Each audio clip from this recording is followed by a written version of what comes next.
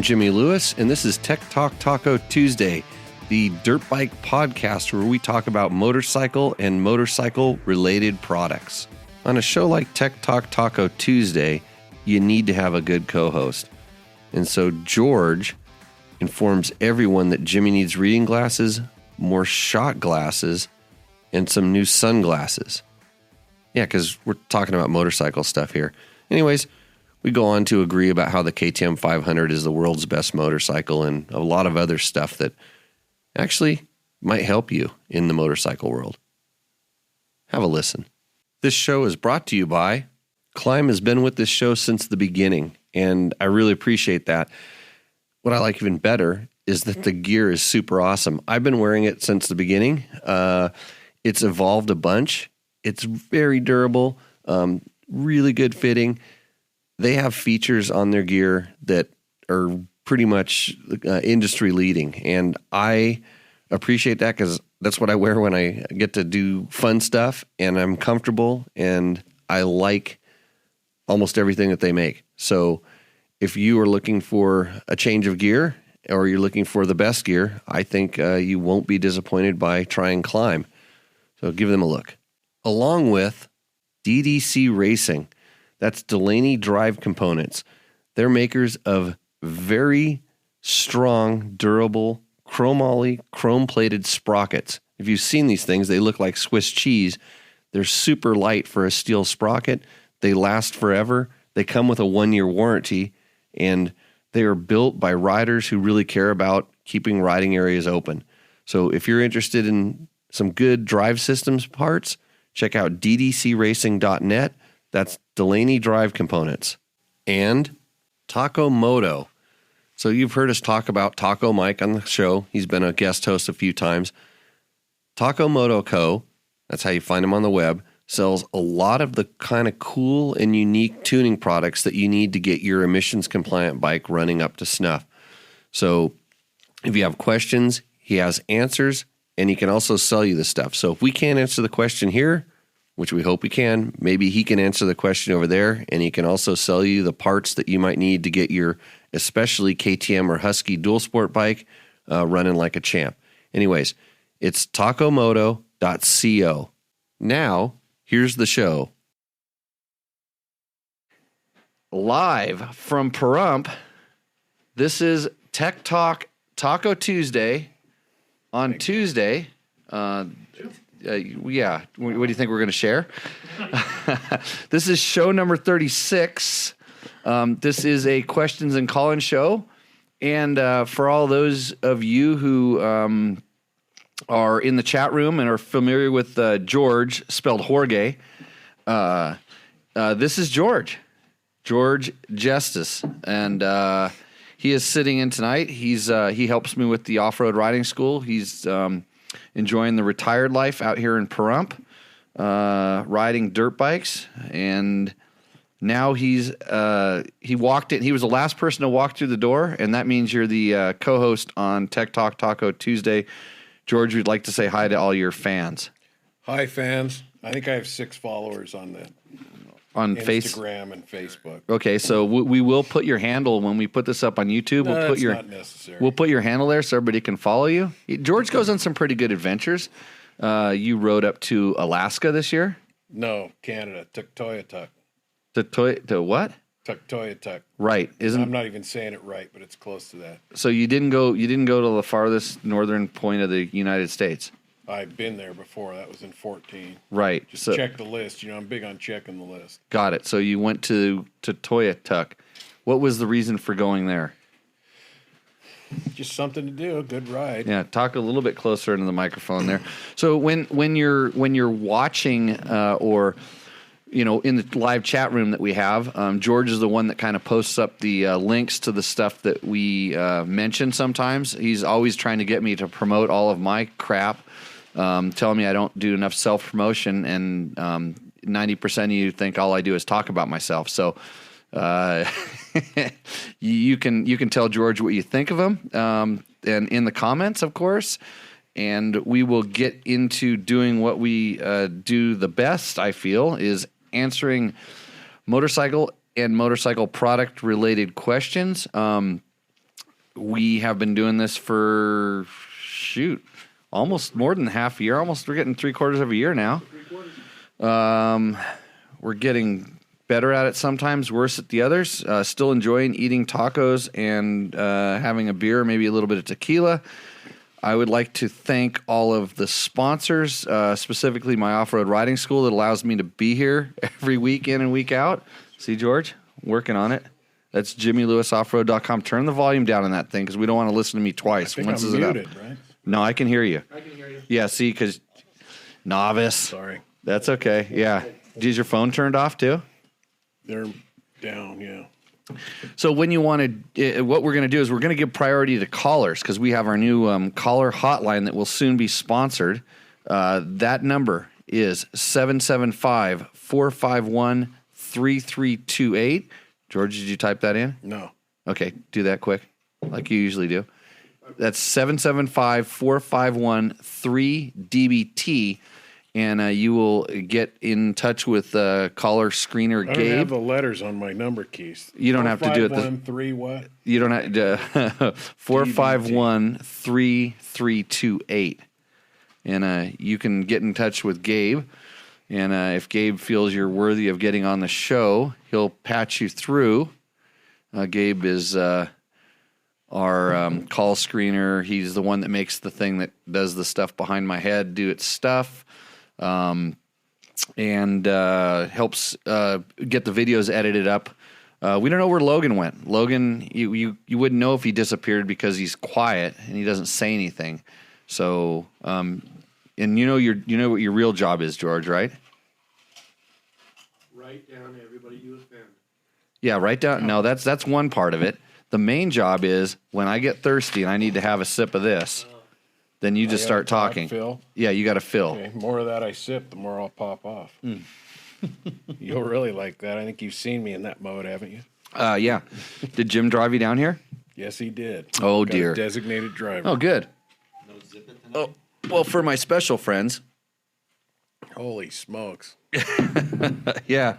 That actually looks bigger in person than it does on the internet. Yeah, I know. Yeah, then we're going to get a black one of those, I hope, pretty soon. That's your friend that's going to help us out with this. You know what this thing does?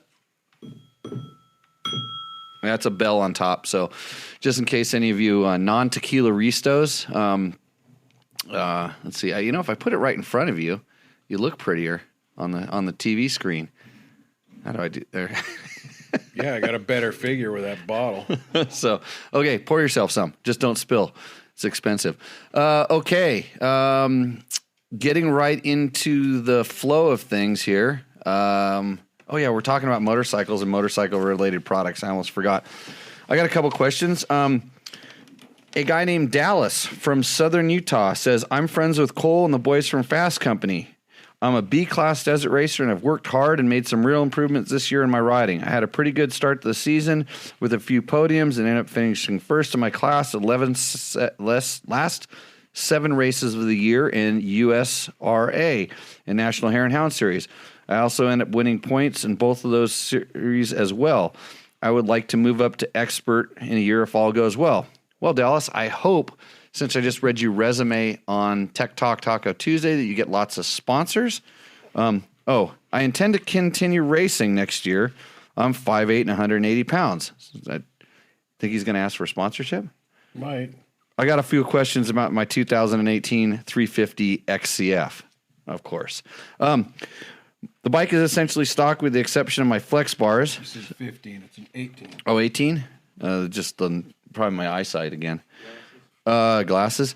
With the exception of my flex bars, some protection items, and a revalve by Dick suspension. As I have gotten better at riding and have gotten a few other bikes with different suspension, I'm finding a few things that I want to change in my setup. Number 1, I'm still on AER forks. That's the air fork that comes on that bike stock. And they seem to do well in most areas except the initial hit and choppy terrain. Unfortunately, that just seems to be the characteristics of the AER forks. I'm going to just pour that right into the microphone next time. Made me thirsty. Have you had any experience with different cartridges like Del Saggio makes, or even full spring or cone valve conversions? I'm not sure what route would be the best for the type of racing that I do. When you're talking about the harshness on those forks specifically, and it sounds like you've ridden it plenty, so it's not a break-in issue. A lot of times guys complain about them right away, and then they ride them for 3 or 4 hours, and then they're fine. And it sounds like since you've had them revalved, then they've been serviced. But the fact that you've had them revalved means that I can't even comment on what is causing the problem. Because if they were stock, I've ridden that bike stock, and I know that that isn't necessarily an issue. If it is an issue, then I'm going to blame the balance of the motorcycle. Your rear end might be too low, or your rear end might be too high, causing one of two different situations. The first situation, rear end being too low, it takes weight off the front end, and then there's not enough weight to make it, work like it's supposed to. Rear end being too high, it packs it down a little bit too low into the stroke, and then it gets harsh in the mid stroke. It kind of packs down into the mid stroke, runs in the harsher part of the valving. That's all provided that you have found your quote ideal air, spring rate, which is air pressure. So it's kind of like a 3-prong thing. If it's, definitely play with the air pressure in small 1 pound increments and find if it starts going away. And if you can't feel it, then do big changes, 5 pound increments, which is quite a bit, and see if you notice one being the better or the other. And then if there's a trade off going in one direction or other, it's all about setup. I did reply to him via email. And I forgot to notice that he did have it revalved, which, like I said, throws everything out because I don't know specifically what you had done to it. And when somebody says, I have a better setting for it, and they haven't watched you ride or they're very familiar with what you are doing, I question that. And because a lot of the companies that do that kind of stuff, they do make parts and they do make pieces and they want to put them in and they want to give you a better setting. And 9 times out of 10, if you take the forks off the motorcycle and you take them to somebody and they come back, they're probably going to feel like they're better, the placebo effect, especially since you don't get to ride it back and back to back. You just know they've been made better. I mean, you paid money for it. It better be better, right? So I'm not dissing suspension tuners, but I sure as heck, before I ever send my suspension to a suspension tuner, know exactly what I want him to do. And it's do this to it so it makes it better. I don't know if is that a good answer? Yeah, but the world's full of idiots like myself that just don't know any better. And so we trust those guys. We tell them, oh, I'm fat, I'm this, I do that. And we don't know what to tell them. And we give them our $1,500 and we get something back that's got to feel better because we paid $1,500 on it. But I mean, what I liked about, you helped me take a sip of this while you're talking. Sure. You helped me get my 500 kind of tuned in, and we're just talking about playing with the clickers, and I went on a long ride on some washboardy stuff and everything and tuned around with it, and it really made a huge difference. And I was surprised because before that I wasn't a guy that would fool with any of that stuff. I assumed I got the best thing for what I paid. Yeah, we're going to get that microphone. Yeah, we're going to get that microphone a little bit more. Actually, and then Todd Kelly here has a comment along these lines. I don't know if you want me to read it. Yeah, go ahead. Okay, Todd Kelly.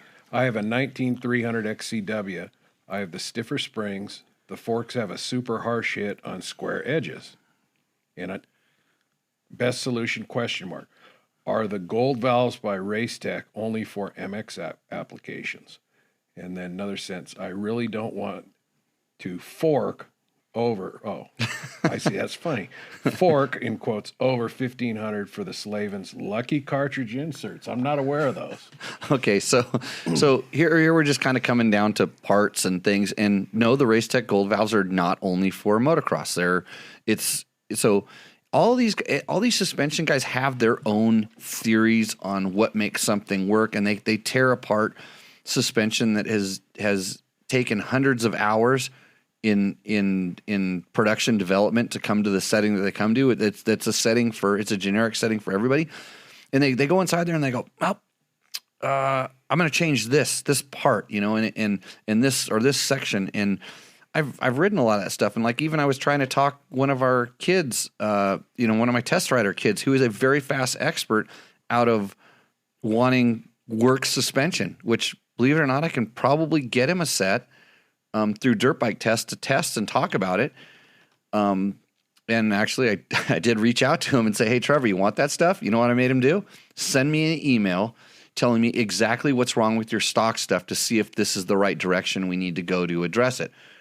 That's what a good test rider would do, and that's the work he needs to do to make that happen. But so all of these parts, like I said, if you haven't really exhausted the performance capabilities of the stock suspension, and if just going to the stiff springs made it harsh, did your weight determine the stiff springs, or what was the reason for the stiff springs? So we kind of go down. Its suspension is very, very personal, and just from when we were doing shootouts and comparisons at the magazine, and we're having kids that were 140 pounds and big dudes that were 230 pounds riding the exact same bike and the exact same springs, and knowing that we could actually, with the clickers and preload and stuff, get the bike to work acceptably for them. Not to say that it wasn't ideal for either of those ranges, but in between, we are getting bikes to work pretty darn good just by changing clickers. And when someone would say, "Oh, it's harsh," then we check we didn't get a lot of people saying it was harsh because we'd always check the ride height, make sure the balance was correct on the bike. And so a lot of it comes back to just very, very simple setup. And I think everybody's just so wound up watching all those idiots on the YouTubes and the internets and stuff. Well, we're one of them too, by the way. Me and you. You watch more of that than I do. How do you get your crazy ideas then? Not from listening to me. Voices in my head and mostly you. So, there's all kinds of different solutions out there, and there's no way that the manufacturer could make really good suspension at all, right? I mean, you're paying $10,000 for a motorcycle. No way. Yeah, no way. It's impossible. No, it's so when we kind of go down suspension row, I'm like a broken record. I'm like, number one, is everything working properly? Is it serviced? Is it correct? Is it and then have you done the little things like check your ride height? And then it's like, okay, yeah, I've done all that. I still don't like it. Have you experimented with what the tuning that's available on its stock will do? Just the clickers. Have you tried the clickers? Have you tried the compression, the rebound? All the different things. And then are you on the right springs? So there's like this kind of series of questions you can run through.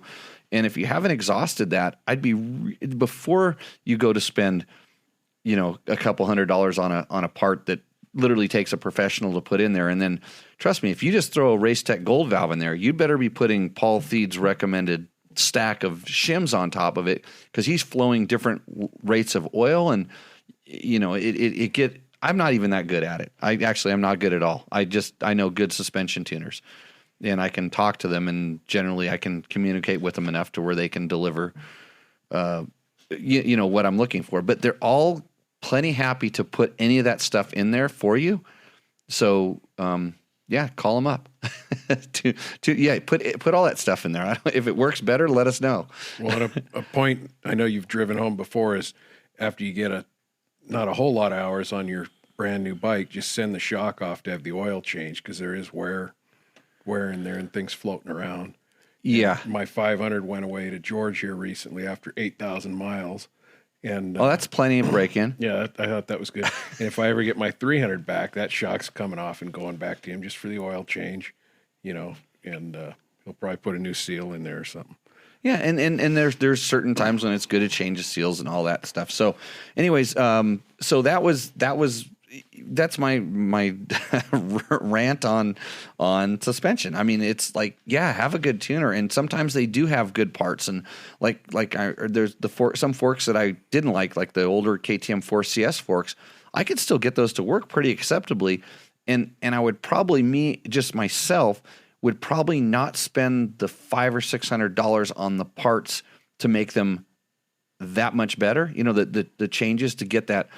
And I knew which parts they were. There was some cartridges that guys made that were a little bit different, and some different valves in the bottom that were a little bit different. And I rode a set of those forks. I'm like, wow, this is pretty good for a 4CS fork, but it wasn't enough to make me want to dive off the cliff and and spend that kind of money.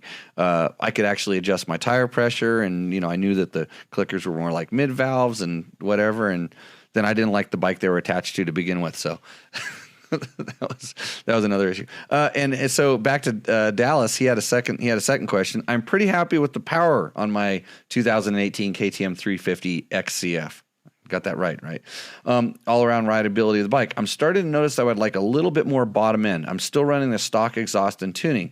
Do you see an advantage in going to an aftermarket exhaust? If so, do you suggest a full system or a muffler? I see a few guys running an SX header with a slip-on muffler. I don't know if this is advantageous or not. Also, if I do any kind of exhaust, do you suggest a retune? If so, who and what do you suggest? Well, I'm going to suggest what I have experience with, and what I have experience with is the FMF full system, Mega Bomb, and then I always typically on bikes that I'm riding off-road run the Q muffler. And I run the Q because to me it feels like it makes the power last longer. In other words, the bike doesn't rev up as quick. The Mega Bomb header specifically, and I know KTM does some stuff with their design that looks a little bit similar to it, and I think that might be what you're referring to with the SX header. The Mega Bomb header gives the bike the feeling, more so the feeling than the actual number will tell you, but for sure it gives you the feeling of more torque and more pull on the bottom, and it gives it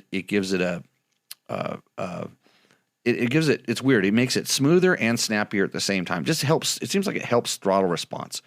And I've tried like a couple other different stuff, and the Mega Bomb seems to be the best one at doing that. But you can also kind of get more of that with going to the Power Core 4, the shorter muffler, the one's a little bit louder. But boy, when you start taking the spark arresters out and stuff, then they start revving up too quick, and where you want that smooth, controllable, that good torque and throttle response at the bottom, it all just blows right through that good part of the power and then just starts revving ridiculous and making a lot of noise. So again, it's that's why we spend a lot of time testing the stuff, and hopefully I'm describing it well. My experience is that the other exhaust manufacturer would be Pro Circuit, and I've ridden some of their stuff on. I don't know if I've ridden on 350s, but I have ridden on a 250s, and it just gives it a like just everywhere a little bit more. It's maybe not as noticeable being smooth on the bottom, but yeah. Are you playing with that pipe on my 300? The pipes.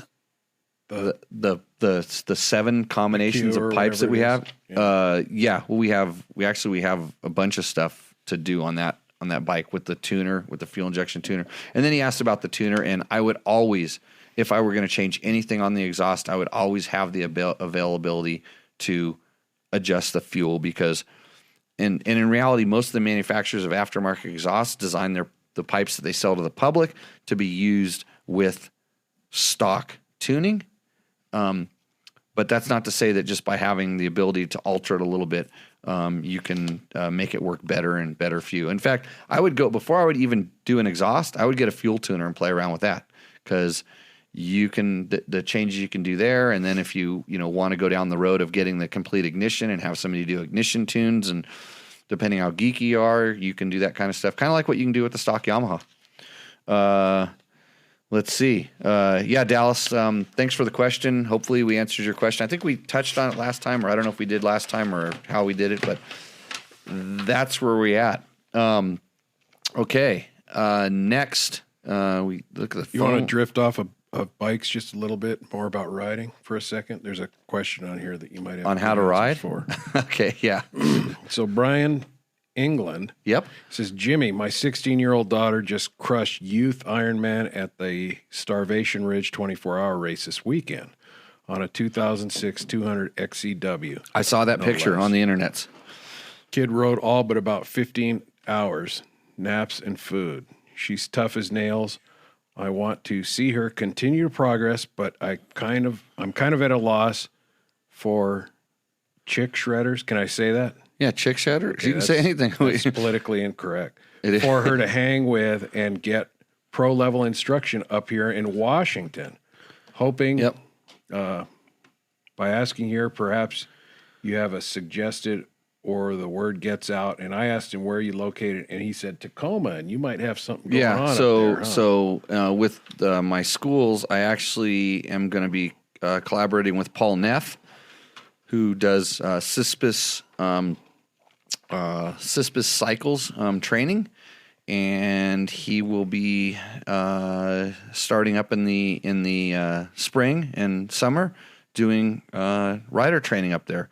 And like I always tell everybody when we start talking about rider training, it's all about the basics. It's all about high levels of having the basics on point, and then the rider having very specific needs and stuff to work on. So, and actually he'll be working with Maria Fosberg, who is also a very well-renowned off-road woman racer.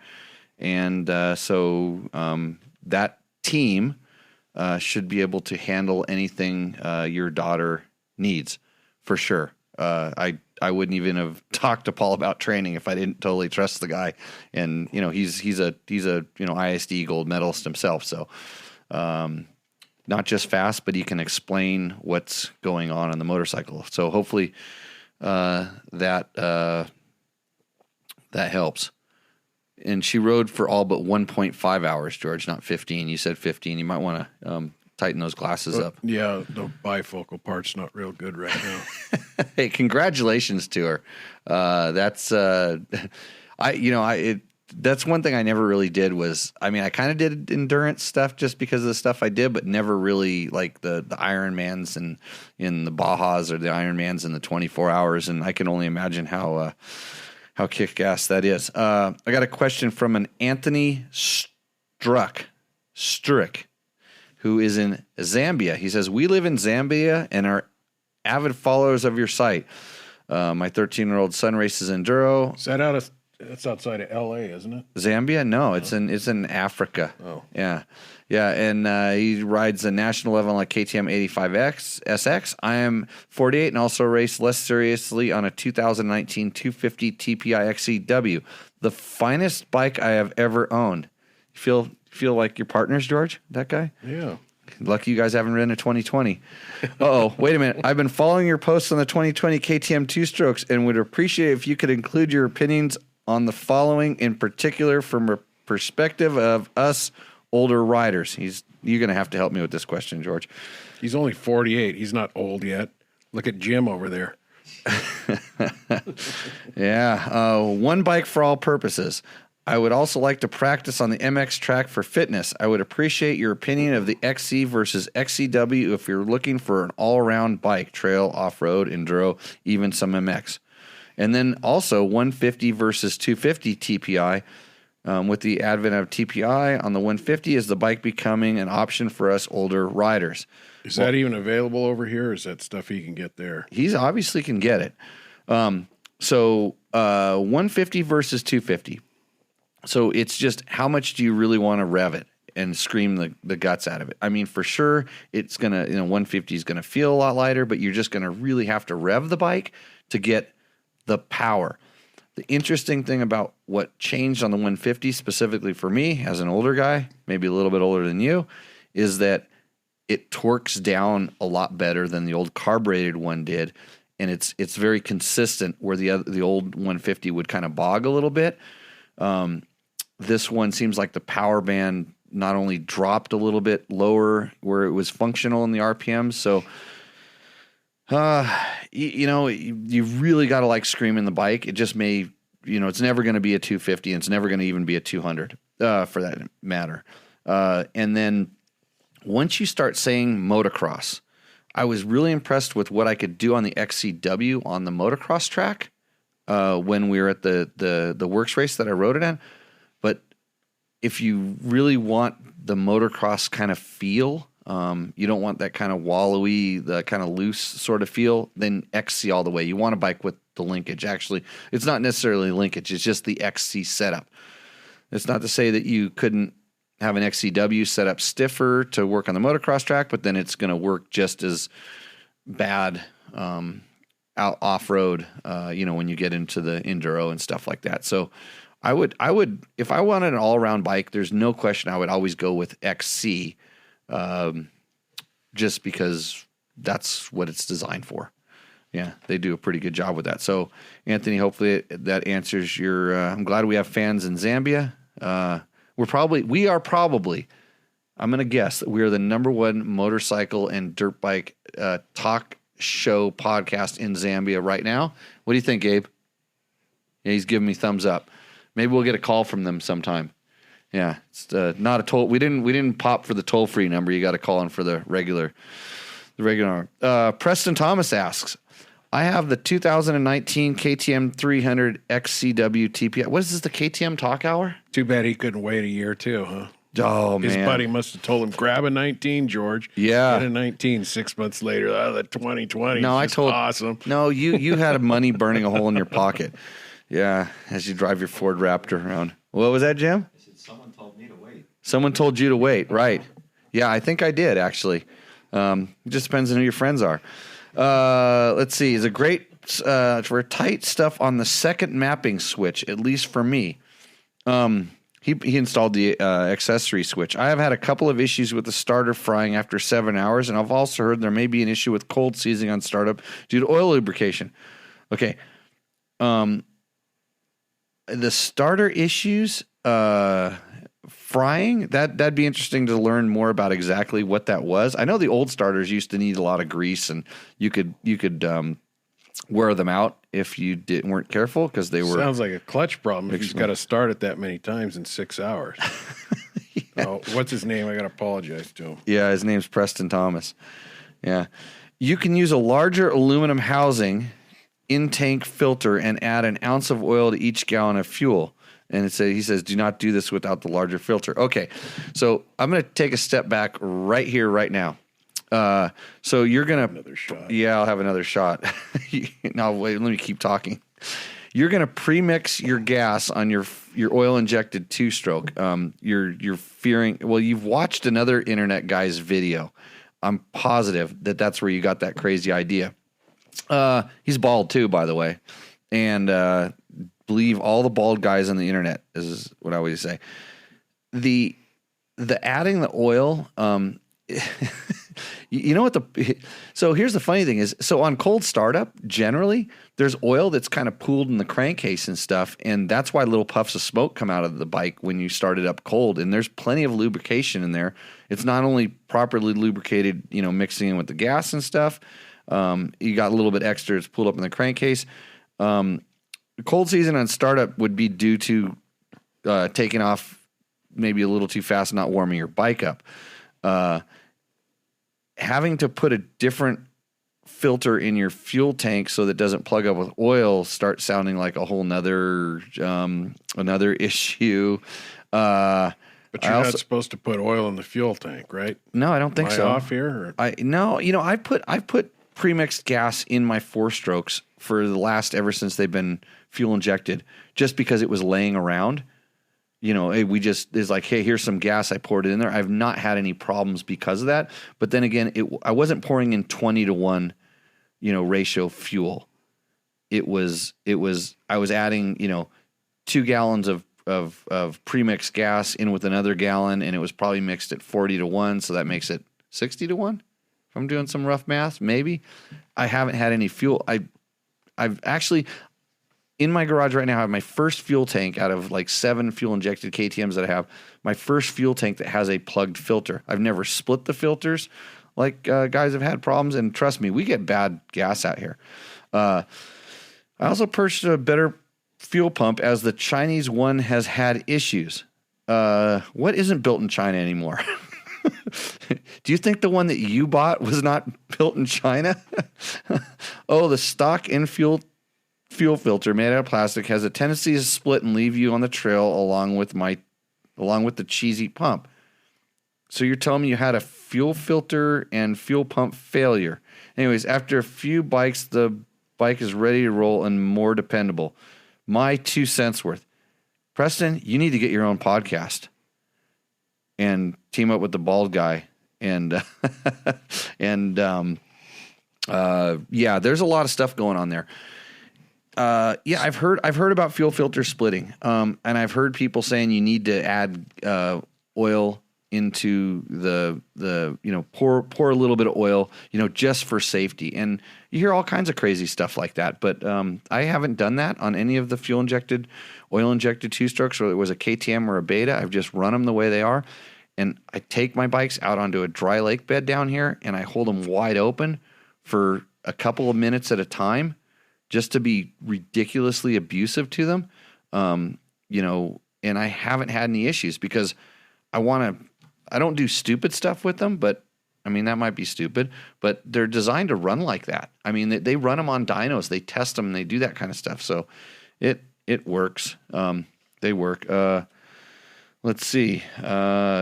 So yeah, if you want to put extra oil in your tank, yeah, whatever. I don't think you need to. I really don't think I don't think it's going to help anything. I don't necessarily think it'll really hurt anything too much either. So,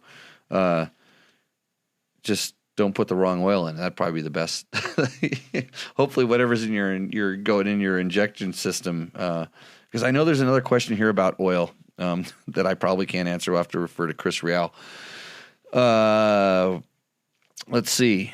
Hi, Jimmy. I've read and watched many DBT articles and reviews and really enjoyed them. I imagine you get us all asked all the time about what bike to buy, but I really don't know what would be the best for me and where to turn. George, what should I tell him? KTM 500. You sound like a broken record. And I would greatly appreciate any time you could afford to me. I am considering getting a dirt bike. We didn't even get to this part. That's good as a dirt bike for the trail riding, but I don't know which way to go. All the dealers I've spoken with, while supportive, typically want to sell me what they have on the floor. Now he's going to give me some background. Every time I give you a fact, I want you to tell me. Yeah, I need to drink now. Yeah. I want you to every time I give you a fact here, I want you to tell me the right bike and if it changes. I'm 57 years young and rode dirt bikes until about 18 years ago. So a 40-year layoff. What's the bike? KTM 500 or maybe a 350. Okay. I've kept myself in good shape, mountain biking, running, and lifting over the years. GS 1200. Pick it up. No. I plan on riding trails, quad trails, dirt roads in the mountains and desert air outside of my home in Boise, Idaho. KTM 500. I'm a beginner, I feel, since it has been so many years. Come to Jimmy Lewis Off-Road Training. KTM there we go. 500. Ride one here, rent one, and ride one here. Yeah. I'm 6 foot 2 inches tall and 210 pounds without gear. Don't put high bar risers on it, but get a KTM 500. Okay, so right there, that one two springs up, right? One in the front, two up in the back, probably. Two rates in the back. 210. No, he's fine. He can do it stock, especially when he's starting to go down beginner. But when you say 6'2", 210 pounds without gear, that really pushes me more to 500 than 350. That's just. Let's see. I'm finding the best bike to learn on is my goal, as well as minimizing the amount of frustration. I've loved riding as a kid. I love mountain biking, so I felt it was time to get back into trail riding. The bikes I've started to research on here. All 2020 models, by the way. He's not going to be like you and buy one of those old things. KTM 350 XCF, KTM 350 XCFW, KTM 250 350 XCF, Yamaha YZ250FX, Yamaha WR250F, and then there's that other brand. I think it starts with an HUSQ Varn. I can't spell it. They make great chainsaws and lawn equipment. Right. And so he was going down the right road. Actually, any of those bikes that I just listed off would all be great, first time bikes. But being a bigger guy, the 500 is not going to hurt. And then when you start talking about anytime you're going to use it as a true dual sport bike, or if it's just straight off road, then you don't need the 500 that much. So yeah. But it's a pretty big difference in the 350 and 500. I know, I like that low grunny, and I barely twitch to change something in the bike. And with a 350, I have to consciously kind of, grab a bigger handful or whatever to to achieve the same it's things. just torque versus rev. You know, I mean, I don't use that last 80% or whatever, but when's the last time your 500 was wide open? this afternoon going across the lake bed trying to catch Jim and these guys. Yeah, Jim, what bike do you have? It's a KTM 500. Oh wow, KTM 500. It's like 2020. it's like you got to be part of the club around here. Well, and when I started, That's why we're not going to have Torture Test Gabe in here anymore, because he rides a DR 200, and there's no way I can be seen with a guy like that anymore. and I think it's still the case. Aren't the KTM's dual sport bikes still about the lightest thing going? Yeah, So if you're older and you have the means, get the lightest thing. yeah. And so he also did say he got a chance to ride a KTM 300 XCW a couple times, but struggled with how very responsive the bike was. I think I don't have the confidence and ability for such a motor and power band. Well, then I'm going back to 350 because the 500 has that kind of throttle. Actually, Well, I struggle with the same thing. The way the 300 power comes on, I have trouble getting my balance and the right thing for the. I haven't ridden it a lot, yeah, but I'm more comfortable with how my 500 delivers power for the most part. Mm-hmm. But you're saying it's definitely smoother than the 300. 300, Yeah, But that's the why 300's a whole nother bike. I love it. The little bit I've had it. I think you've had it for a month. Yeah, I'm gonna give it right back after I fix it. He says anytime you give me input would be greatly appreciated. I wish to discuss it over the phone, and I've included my contact info. Oh, stalker. Yeah. Come to the class, rent one, ride one. Yeah. Come in the spring. Okay. Dave Scott asks, wait, it's which one was it? Dave? Is this Dave Scott? Okay. Good This can't afternoon. be I true. just bought a 2020 KTM 300 XCW and had him update the flash dealership, flash before it left the dealership. Thank you, Jimmy, for noticing that. I had a 17 300 prior to this, and I agree with the suspension is the best stock bike I've ever ridden at speed. It could be a little more plush in the slow stuff, but I can fix that. My question is this. Here we go. I read to use JASO FD oil for the injection. I'm currently looking for an oil that I'm going to consistently use. Reading the details on these oils, is there a viscosity I should be looking for that would last better than the others? I know the old roll the eyes question, but I like to look into a little more details as to what to buy. So he's talking about the oil that's going into the gearbox on this bike. And No. For the injection. Injection. Is what he's wait. talking about. Jeez, FD. Oh, whoa, yeah, that's right. Correct. Okay, I saw that the first time I read it. I understand it to be 100 synthetic and JSO FD, but so that's why I got confused about the viscosity of two-stroke oil. This is a question for Chris Real. I didn't know that two-stroke oils were viscosity rated. Whatever it says in the manual. Yeah, that's what I was going to defer back to. Whatever it says in the manual. Let's see. There's not much information available on the TPI injection system. I've used Amsoil Sabre in the past at 80-1 in the 17, but it is too thick of an oil to run in the injection system, in my opinion. Also, Amsoil does not have a JSO rating either. They just say it exceeds. So We learned what JASO means a couple of tech talks ago, right? Yeah. It's Japanese Automotive Society of Engineers, probably something like that. Anyways, Chris knew all the acronyms and stuff for that.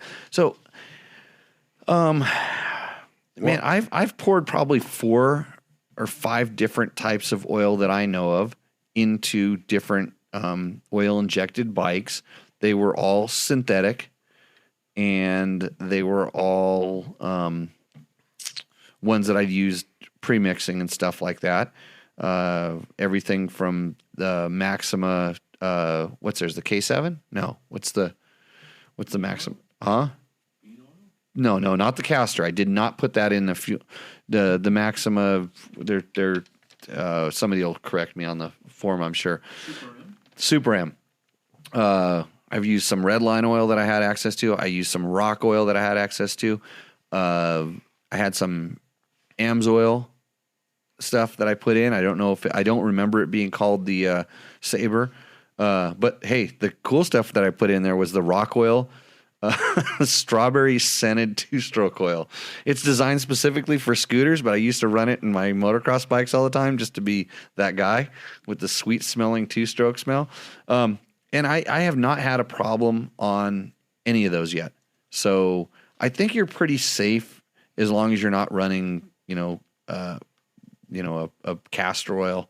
And I'm sure a lot of them now will start saying, for use in, and then you're probably safe with that. If you have any question, and I, of course, use the Motor X that comes in the KTM. And I would just be kind of careful about mixing stuff if you're not too sure. And, yeah. Can I ask? Oh, here's where. Okay, I remember this question because I think I answered it on the via email as well. Also, this is part of the same guy's question. Yes. Also, is 100 octane low lead avgas safe to use in it as well? I used it in the 17 mixed half with 91 gas up in Iowa, as it is hard to find non-ethanol fuel.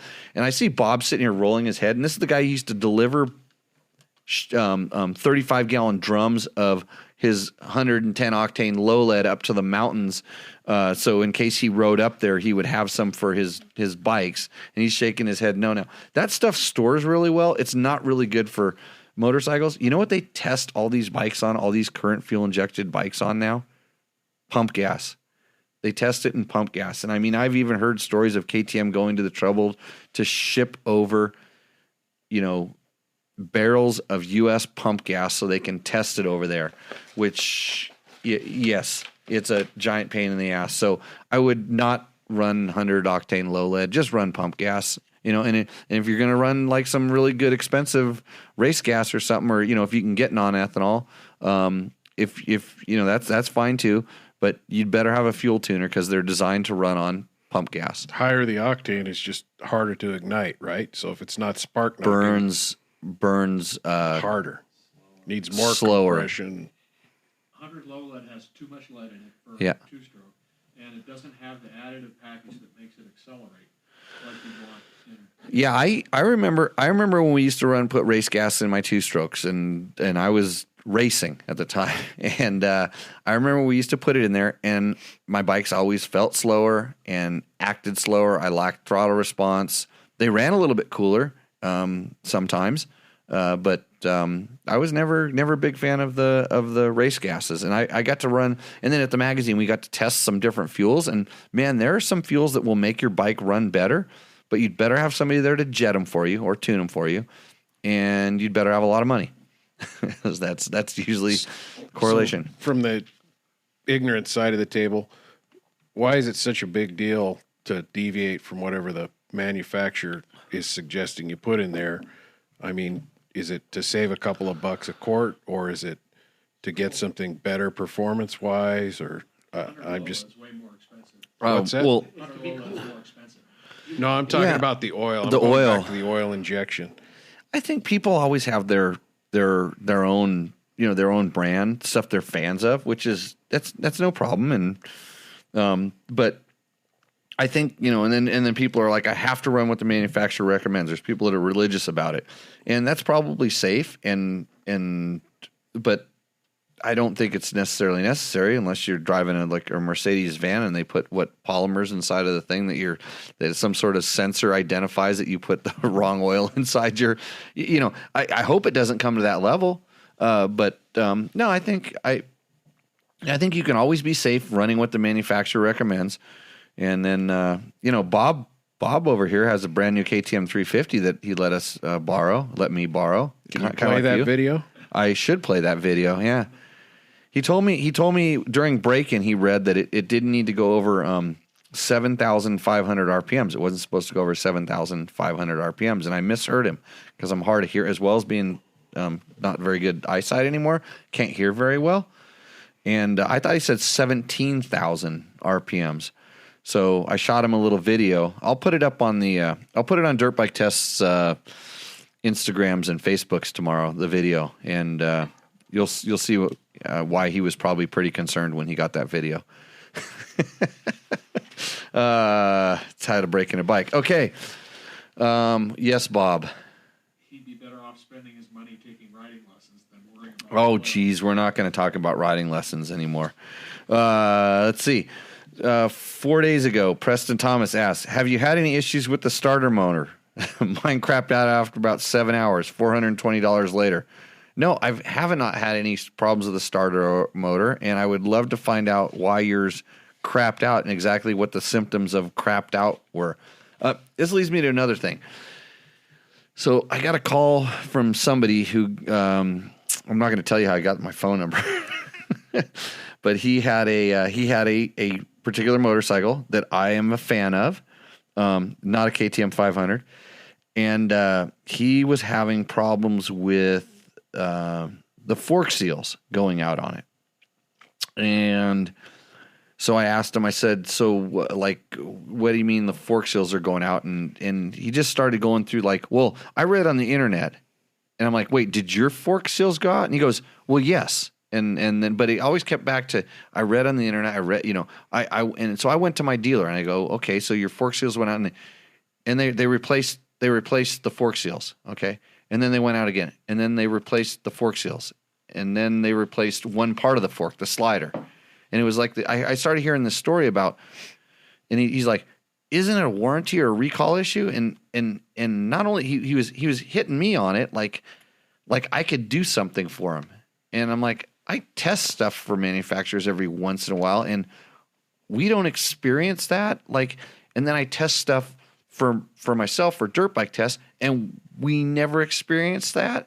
And I don't think we're getting special bikes that are, made to not have that particular problem. I know a lot of people that own that bike that have not had that problem, and you may have got a bad one, or one that could be that one thing. He's like pinning me like I need to incite a recall or something. And I go, I'm not even sure of the exact numbers, but usually if it's like a little bit over 1% of the vehicles out there start having a problem, it becomes a real issue for the manufacturer, if I'm not correct. And there's a certain percentage where they have to issue a recall when it's, something like a fork seal. It's going to leak fluid on your disc rotor and stuff like that. It would be, a serious issue. And it's like, I start going like, where are you getting your information from, and why are you so passionate about like, I understand it's your bike and you have that one, and it's like, so what did your dealer say? And it's like, well, he replaced it 3 or 4 times, and I don't get it, and it almost sounded like maybe you're so much a pain in the ass to your dealer, like you were on the phone to me, that he doesn't want to really work on your bike, or they might have just wiped it down and sent it back to you. Who knows? I don't know. But a lot of times I just get. I'm always amazed at so I went to the thing like, okay, so are you riding your bike in because it was fork seals, are you riding it on roads that have had salt down on them, which was one of my things, or are you riding on gravel roads where like a nick, you've got a nick in it that nobody's identifying if there's a nick in the fork tube, it's constantly cutting the fork. So I just go back to the simple stuff because it doesn't sound like an issue. And he's like, well, he goes, I heard it's because the bike's so heavy and that it's flexing and it's causing the seals to leak oil. And it's like, wow, you didn't start out with that. You've already determined what the problem is, and you wanted me to kind of like give you that information. I didn't know that was a problem. And I don't know that. I mean, I've ridden those bikes pretty hard, and I never got them to leak oil out of the forks. But anyhow, so long story longer, yeah. So the starter motor on the KTM, yeah, I had older ones that had electric start, and I got, they were still starting. They were 2008s, I think is when they started putting those in there, the electric start KTMs on the 2-strokes. And I had one up until 2 years ago, and it was still starting just fine. I just kept that little sucker greased up.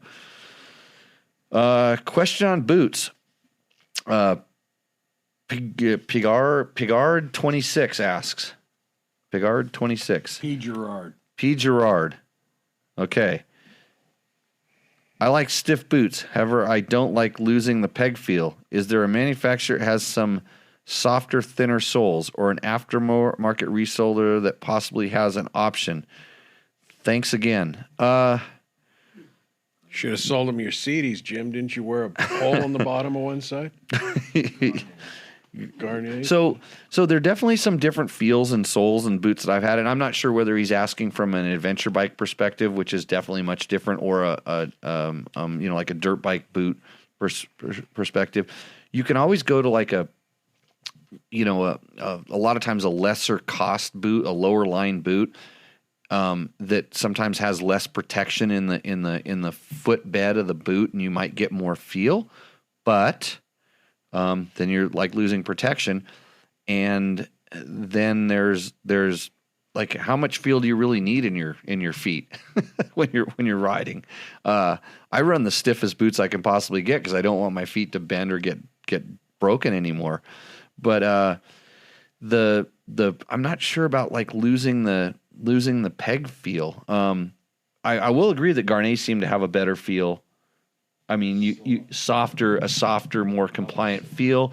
Alpine Stars, they tend to have, Alpine Stars, in my opinion, has two of every kind of boot design, and one's a little bit stiffer. Like a Tech 3 versus a Tech 7, and a Tech 10 versus a Tech 8.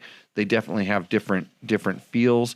So I think it's just play around, and hopefully you're going to go to a store that you can try some of that stuff on, and you'll support that store by buying what you like there so that you can have the opportunity to try that stuff on, or you're going to be sending a lot of boxes back and forth trying to figure out what is going on.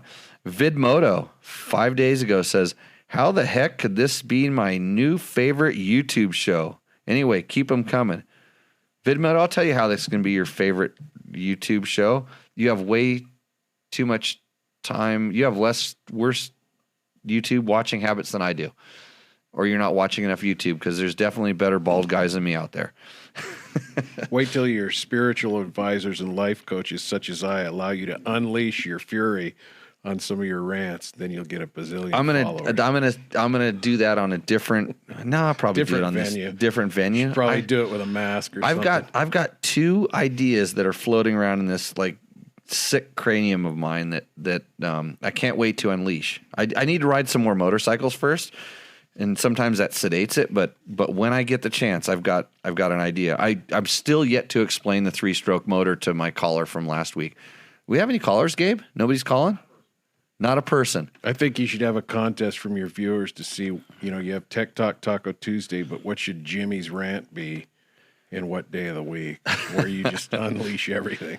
Yeah. Wait. P-Guard 26 comes back. Part 2, Mr. Lewis. Anyways, don't call me Mr. Lewis. Yeah. I was wondering if you could shed some light on riding techniques that you get from stretches of hard packed sand to hard packed transitions. Letting my dance partner, his CRF 250L Rally, lead and dance underneath me helps, but when the sand gets a bit deeper and the ruts appear, I get nervous, throttle off, pinch the tank, lean back, and hold on a bit. Well, let's see. Should I address that? What would be okay? So, what would Jimmy say? Everything's a function of two things: balance and traction. Thanks for your tuition. You can go home now. Just master that, and you'll have it licked.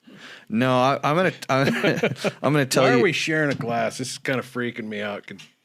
Can somebody get me another glass? We're poor people around. We got one glass in per ump. Actually, this is going to be a little bit of a mix of it's Loma Azul and the Clase Azul. The Clase is good. Don't cork that yet, because I want some of that.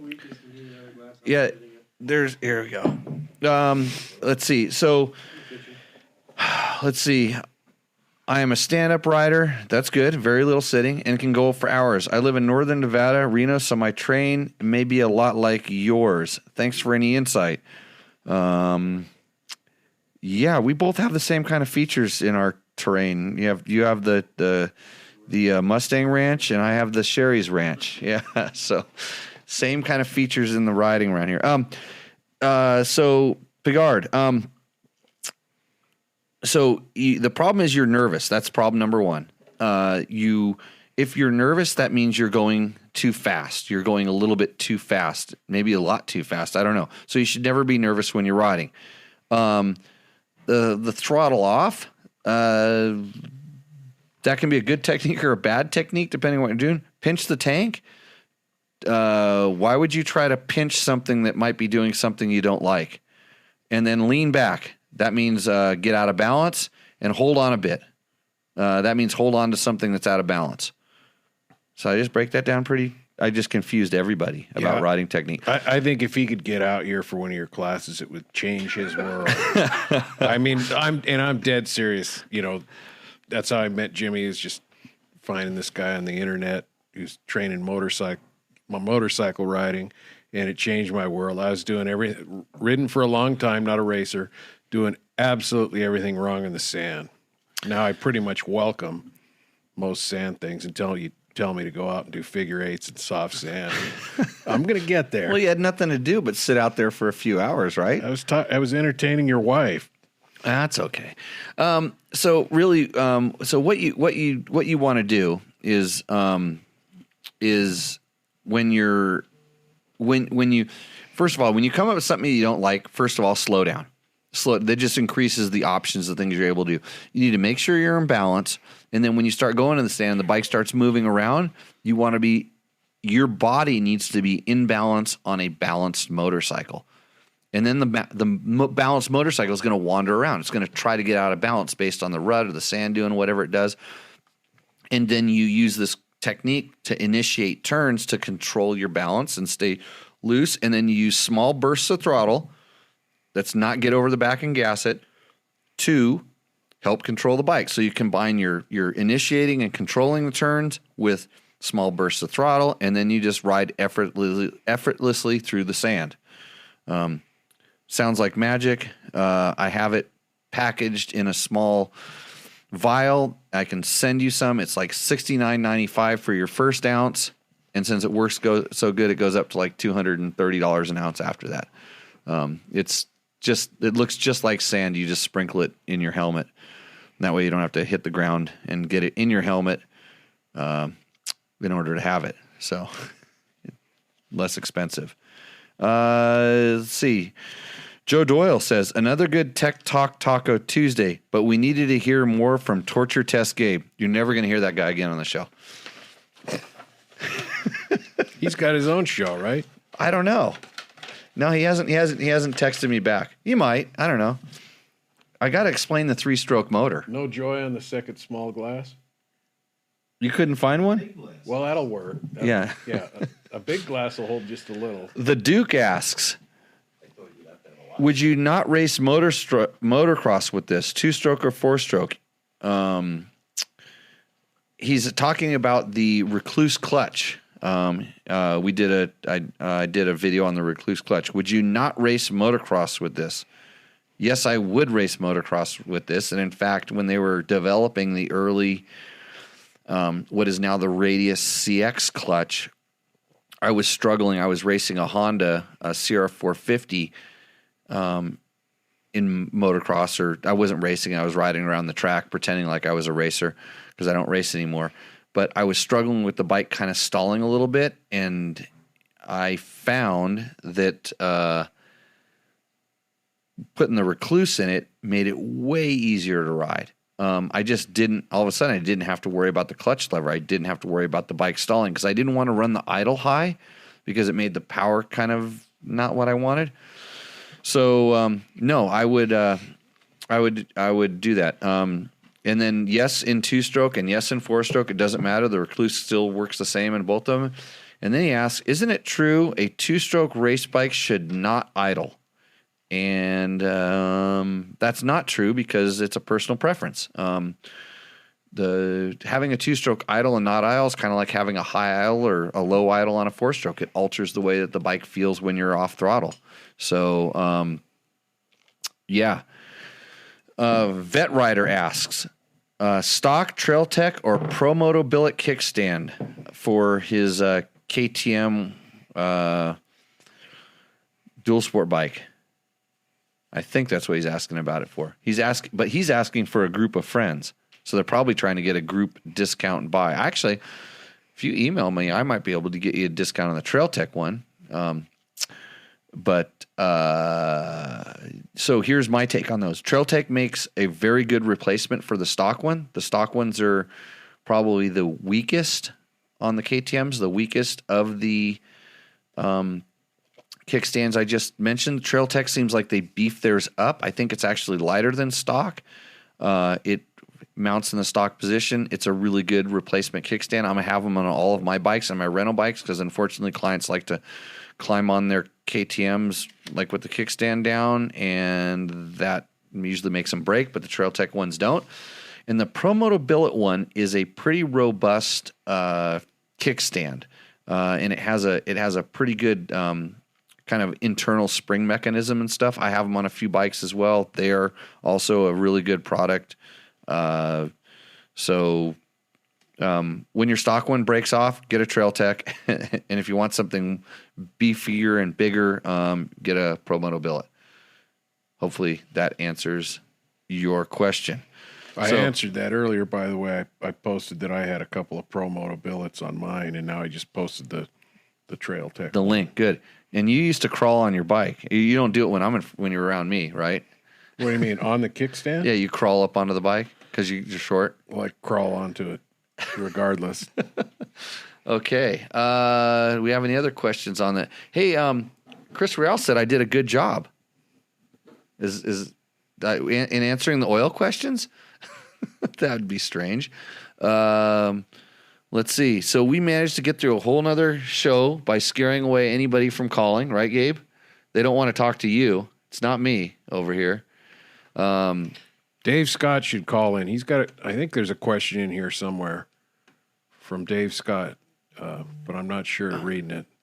Chance McCamish asks, 100 low lead, or he doesn't ask, he says 100 low lead is designed for low RPM motors. I have friends who use it and I cannot convince them not to use it. Some people are just stubborn. Bob. Bob, you're a low RPM rider. Mm-hmm. And he doesn't use it. And he's stubborn. And that's the other thing about constant, Chris points out constant RPM. Yes, and then if you have oil questions and you just want to learn a little bit about oil, look back at our episodes with Chris Real. And he's been on there answering questions. Yeah, he does chime into the thing. Victor asks, because the meat barks, how does he know about that story? Barking at the meat. You know, you can tenderize meat by barking at it, like a dog. Yeah, it's a long story, but it works. Yes. Hey, John Perkins joined. Must be out there protecting us from aliens. Good job. Yeah, he doesn't come in here anymore. I scare people away, evidently. That's what somebody told me. What's your opinion on the Bridgestone X30s? Michael Agneson asks. I typically really like Bridgestone tires. I have not had a ton of experience on the X30s. I've ridden them on some of the motocross bikes that they come with, and I thought they worked pretty well. I was a fan of the older, and it's going to be hard for me to remember the numbers. As I am sitting here wearing a Kenda t-shirt, by the way. Yep. Kenda helps me out with my tires for my riding schools, and I really like the Kenda Parker DTs personally, especially for off-road riding. But I think the X30 is a great all-around tire, and that's my opinion on it. Let's see if we have any other questions. Any other ones? You got any other stuff that we need to reply to? Trying to get this Dave Scott to call in. He says he can't right now. Only on the computer. He's scared.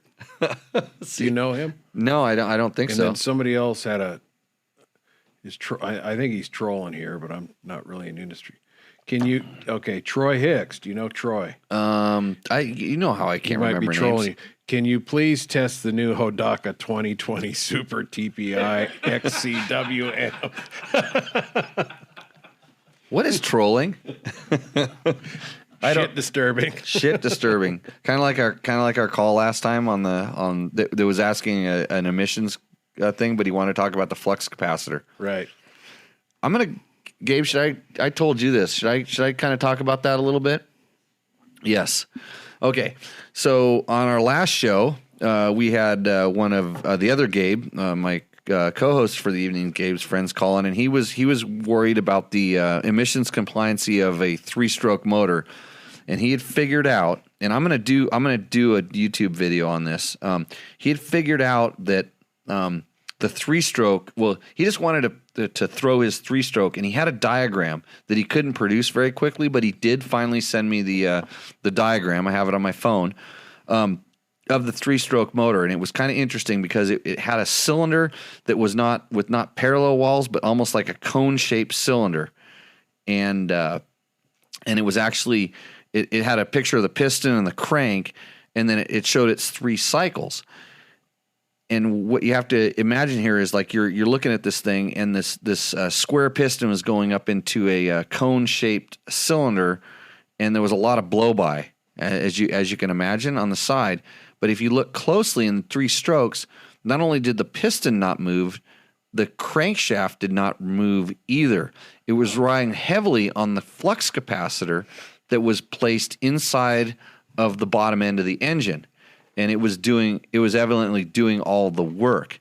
And so what he didn't understand is the flux capacitor is a device created in the movie Back to the Future by whatever that professor's name was, and Michael J. Fox. They created it, and it was installed in a DeLorean motor car. That's DMC, right? Everybody knows that.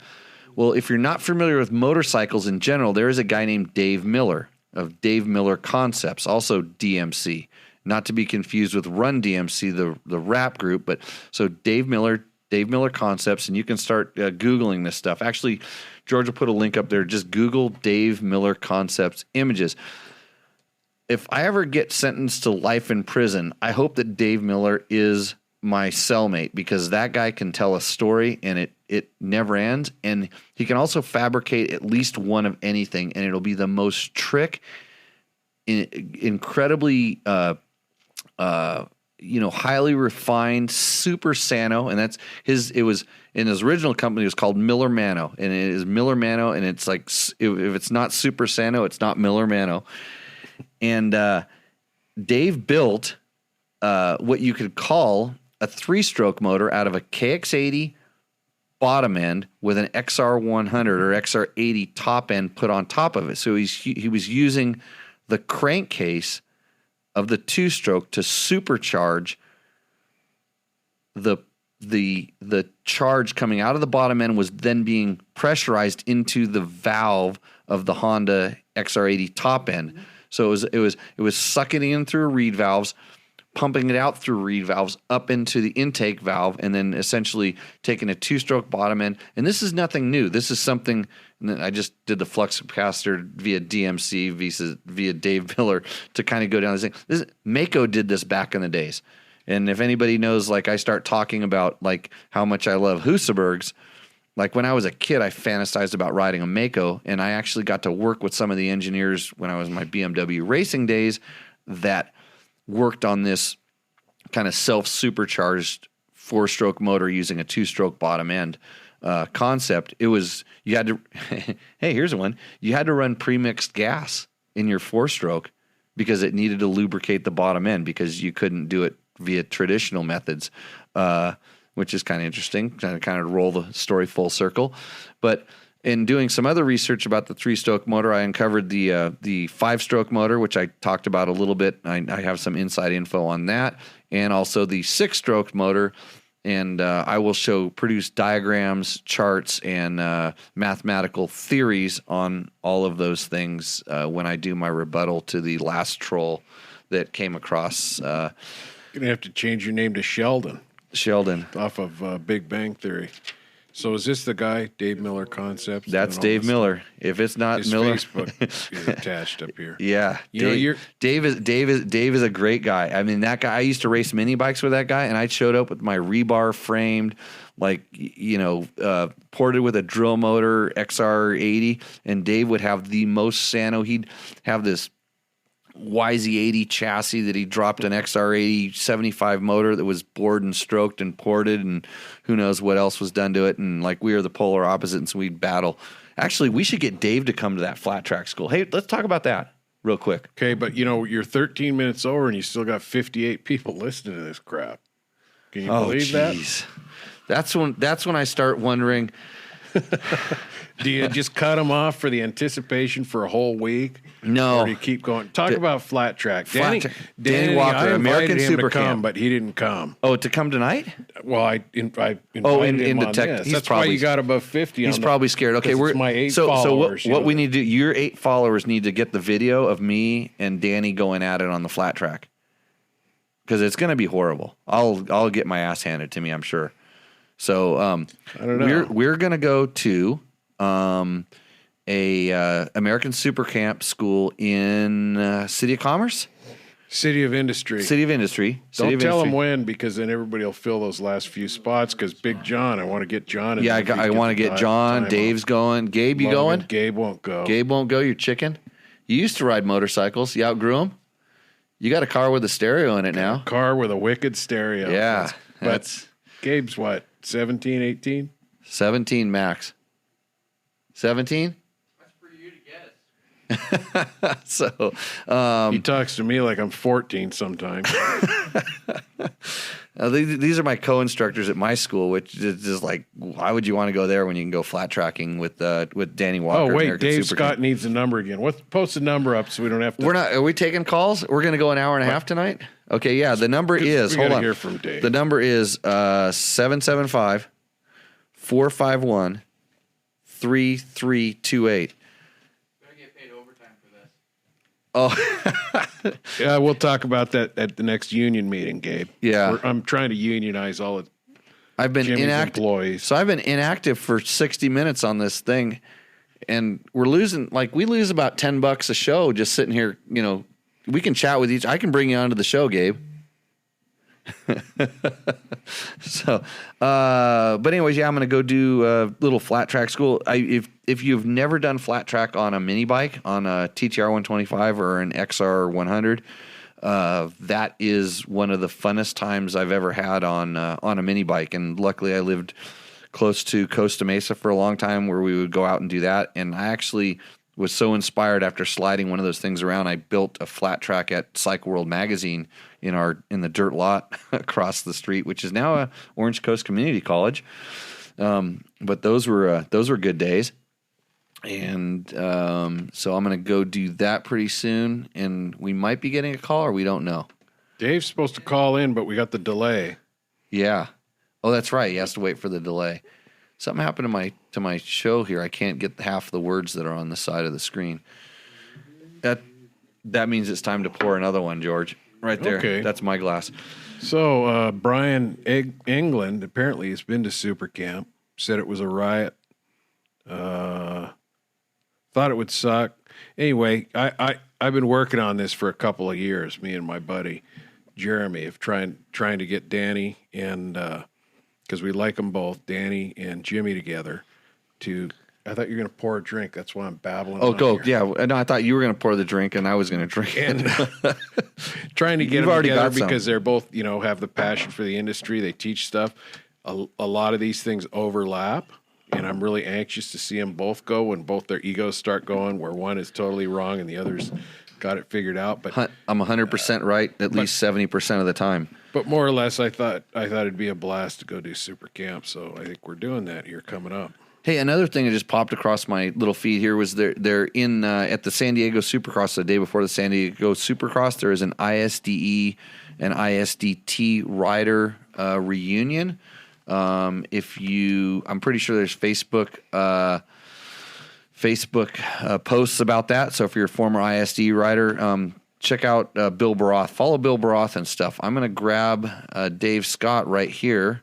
I'm gonna bring him in and see if we can get him onto the phone. Dave, can you hear us?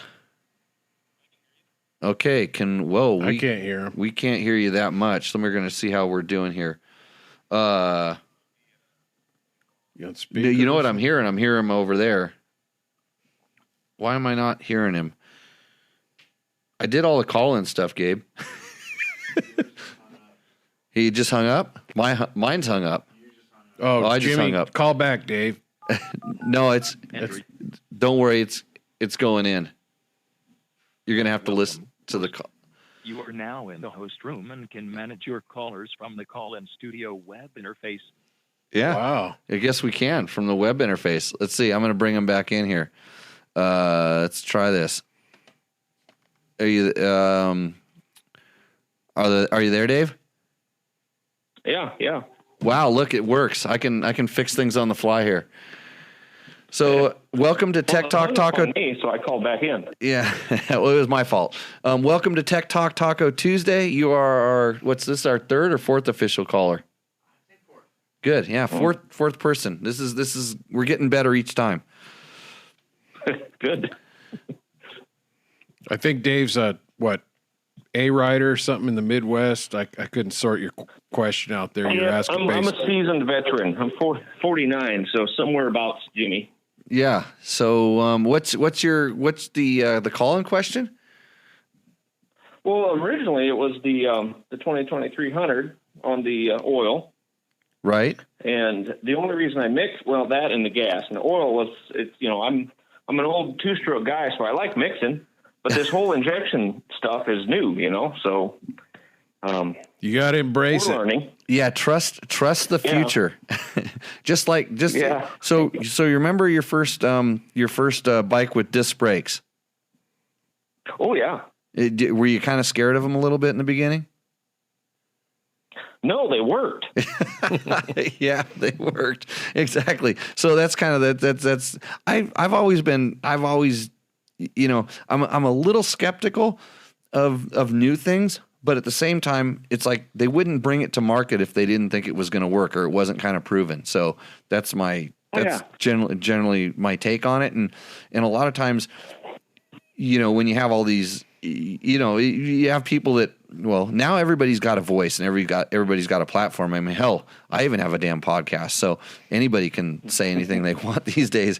So, you get there's a lot more, I guess, static than there used to be in the old days. But I would just put the pump gas in it. And the biggest issue with ethanol is it sucks up water. And so when it absorbs water, and then carburetors don't like to sit in water. Yeah, and then as well as and here's our solution. We're holding up the Tektron Power Sports, which helps it suck the water up and then burn it. And he's tried a lot of different stuff. We've tried a bunch of different stuff, and this stuff has been pretty successful, or at least out here. But we're dry out here. But it also, you can pull it off the screen there. I think and then it does eat on some of the the hoses, but a lot of that, they're starting to learn. Hey, we're going to have more and more ethanol in our fuel. We've got to make the hoses and stuff last for that. I know there were some early, some of the early bikes had really severe issues with the hoses, and I know on my old bikes I've had to replace almost anything that was rubber, since the fuel's become more and more ethanol. So. That's where where we're at. Dave, were you asking about if Jimmy was ever coming out to the Midwest? You really didn't want to come out here or something? Yeah, I would love to come to Pahrump, but I never get out that way because it's a long ways away from Iowa. In fact, our Moose Run is next weekend in Illinois. Or this I want to. I've wanted to ride that for many years. I think that Gussie's. I mean, like I've always liked extreme enduro, and that was one of the ones. I mean, in reality, like when you started looking at, he was doing extreme enduro before there was extreme enduro, which I thought was pretty cool. So just less rocks. Less rocks, yeah. We're all rocks. That's what we use for our extreme. He uses mud and pig shit. So, Yep. You know what a lot of guys do? I don't know if And you peat moss. peat moss, yeah. Blackwater stuff. What a lot of guys do is they'll come out here with a couple of buddies and they'll take the class and then they'll ride out here and look around Death Valley and do all that and make it like a whole trip out of it. And that's kind of cool. Actually, Jim and I today went riding with some guys that were from the last class. Yeah, I should strap my 300 to a trailer that Jimmy was telling us about behind my 1190 and ride out there, I suppose. yeah. You do not have a motorcycle trailer for your 1190, do you? I do not. Oh, no. good. Yeah, because I was going to say there's something wrong with you if you do. I have one. I have a trailer for the 1190 and the 300, but 1190 doesn't see the trailer very much. Yeah. That's not what they're for. So, well, hey, thanks I met you in Crested Butte. Okay, at the KTM Rider Rally. At the Rider Rally, yep. Yep. That was probably the year that I thumped myself and destroyed my shoulder, right? 2 years ago. 2 years ago. I don't After, think you thumped yourself yet. That was after. Yeah, I decided to go riding after the event, and yeah, we all hit the ground every once in a while. So, hey, well, thanks for calling in. Thanks for participating. Tell a friend. And we, I think, hopefully we'll answer 9 out of 10 questions posed at us without referring to a reference manual. Yep. Okay. Yep. We'll keep trying. Okay. So I'll keep you up to date on what's going on up here too. Were you the one? Were you the one that had the? You weren't the one that had the starter go out, were you? No. No. A different guy. Okay. My 17 starter has worked flawless for the last 3 years, and I loved it. I can't think that the 2020 is going to be any different. I'm right there with you. That's why. I'm always amazed. And if you knew how many bikes I had like laying around here, and like literally, yeah, my 500's laying on its side because I'm replacing some parts in the Recluse clutch after 500 hours. So I have a lot of stuff, and you'd think I would see more of this in my own usage, but I don't. And where I see it is on the internet, because here's what really happens is you may have like one little problem, or your buddy has a problem, and you can't wait to take a picture of it, the rod sticking out the bottom of the motor, and you want to be the first guy to post it, and then 5 of your friends grab it and they put it on their different forums, and then everybody thinks that it happened to them, and then it just kind of picks up this spiral, and then it's like, I have one of those, I wonder if that's going to happen to me. And then everybody gets kind of hyper, a little hypersensitive to it. But okay, yeah, well, I'm in engineering, so we don't listen to any of that stuff. Engineer, he's an engineer, Bob. So, hey, well, right on. Hey, Dave, thanks for calling, and we will, I'm sure, keep in touch in the future. All right. Okay. Keep it up. Take care. See ya. I think you should close with this. Okay. Let's see here.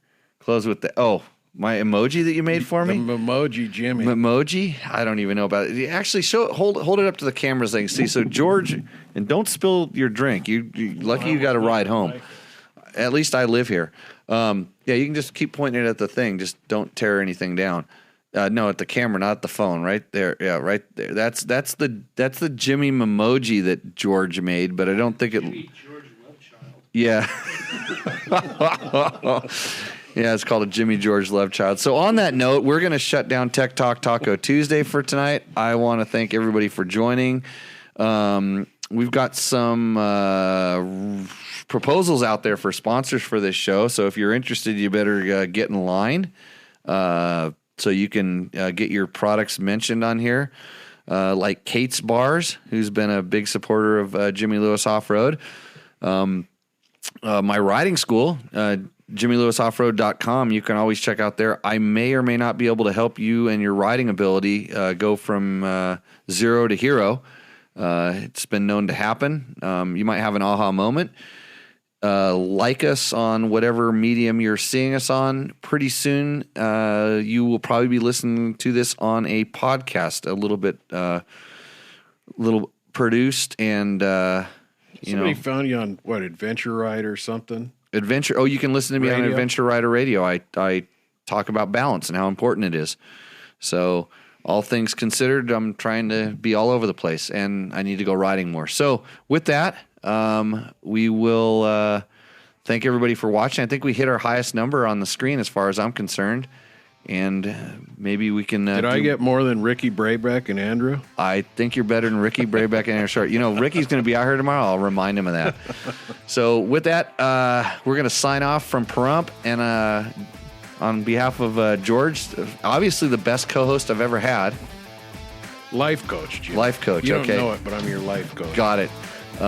We will hopefully see you out on the trail. Cheers. Doesn't it look like the Memoji?